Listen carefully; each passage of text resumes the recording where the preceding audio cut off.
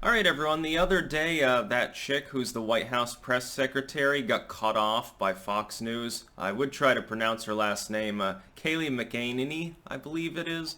And this is a surreal moment. It was on Fox Business technically, but it's subsidiary. It's subjugated to Fox as a larger news network. Neil Cavuto was like, "Wow, we can't verify her claims, and so I can't in good conscience air this thing." Dude, what have you literally been doing, both you and every other pundit on Fox, in every subjugate sub-network, in every way, shape, or form, for the last 3 presidential administrations? What the hell else is Fox for? And liberals out there, they're going to have a field day because they're going to say, we've been pointing this out for a while. I've never been enamored to Fox. They had this weird era where they had Glenn Beck on there complaining constantly, and they sort of in my mind, ran their credibility into the ground around that point. Because he always had that, the double chalkboard, and he'd sit there trying to draw up elaborate ways in which George Soros was connected to literally everything. And even if some of those connections are true, after you do that nonstop for 2 years, at some point you got to find something else to talk about. And of course his ratings tanked and he got sacked, and they sacked Bill O'Reilly for his allegations, and it was very funny. And Fox now apparently is having ratings problems. Well, I wonder fucking why. Could it be that you alienated half of your core audience because you turned out to be nothing more than TDS sufferers? For Fox News, the irony of Fox especially, saying that they're not going to air a briefing on fraud allegations, and that's what they are, they're allegations. You've got sworn affidavits being filed. You have Attorney General Barr freeing up federal resources to investigate. You have numerous governors. You have numerous mainline politicians. Not Trump-era maverick Republicans, long-term Republicans. People who are considered very milquetoast and boring for the last few fucking decades.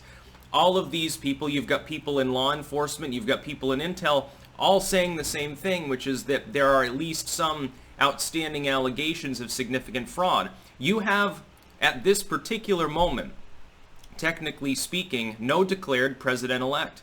RCP still hasn't called it for Biden. Arizona has been uncalled by multiple groups. Pennsylvania is completely up in the air. Michigan technically as well, and Georgia's in an automatic recount. It's an unverified claim that Joe Biden's the president-elect, but Fox News runs with that every day. By the way, I'll tell you something. I know exactly what they're doing. They realize that there was fraud. They're hoping that it won't be uncovered enough to undo what they hope the election result will be, which is that Biden will end up getting in there. So what they decided to do is immediately declare victory and pretend as though it was settled, even though it's not. Officially, it is not settled. Joe Biden at this moment is not the president-elect of the United States, even if he ends up being so in the future. He has not clinched that particular title. Neither is Trump, by the way. You have to investigate the votes before you can do that. You have unverified claims running virtually 24/7 on the entire lamestream media right now. Fox better than all of the others at doing that for a number of years. You remember when they kept talking about all the claims against Obama from 2018 to 2016? They've been more than happy to talk about all sorts of Hunter Biden. Technically unverified claims as far as the Ukraine scandal goes, but they had no problem with that. But now they have a huge problem with it all. It scares them.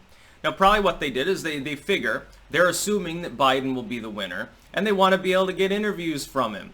That's what this is about. It's a pile of bullshit. Brett Baer actually calling out the response, the ire against Fox News in the wake of the reporting post-election, and then deletes the tweet. I wonder who told him to do that. Anyway, there's a second link in the description, though. The archived link here is to the main story, chuckling about Fox.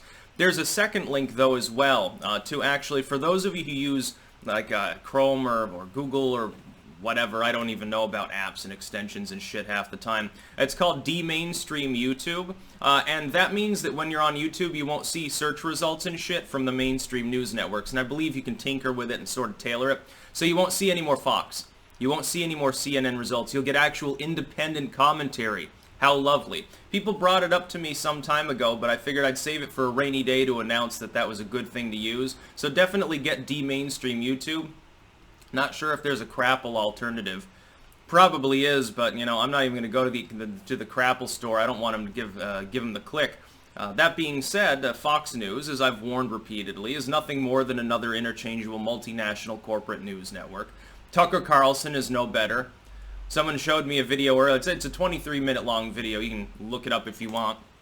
Anyway, him on Fox talking about, we've heard you, we sort of understand, basically worrying about Fox News' plummeting ratings other than on his show, and probably trotted him out to try to take care of people's fears. Oh yeah, we sort of get it. Here's what we know of what's going on, but be calm, everybody. Be calm about the fact that you have systemic voter fraud in a number of states, at least alleged. Did you see that the Michigan AG is trying to go after that reporter that leaked video evidence of poll watchers, people counting ballots, deliberately breaking federal election law? Did you see that she's threatening to sue him if they don't remove everything related to the Detroit leaks? Did you see that? It's a farce. It is a cover-up. It doesn't even at the end of the day matter if they end up uncovering fraud commensurate with Trump ending up clinching the election. It matters that there was systemic fraud that we can document. We have video evidence. We have a number of sworn affidavits from hundreds of witnesses. We have all sorts of irregularities. We can prove multiple irregularities in both Michigan and Wisconsin with voting machine glitches. It should be gone through with a fine-tooth comb. In the 2016 election, Trump won certain states by 10 or 20,000 votes. Biden has the same margin in an election where you have outsizedly a large number of allegations of glitches and possibly outright fraud. It's the responsibility of the governments of these states and for the federal government to look through and make sure that the ballots being counted were actually eligible to be cast in the first place. For Fox News to say, well, we're not going to continue this briefing because she's saying the White House press secretary herself, a fairly high-level position, is saying things we can't verify. Who cares if you can verify it? Go out then and investigate. See, that's the part of journalism that Fox doesn't fucking quite get. You are constantly harping on things you can't verify.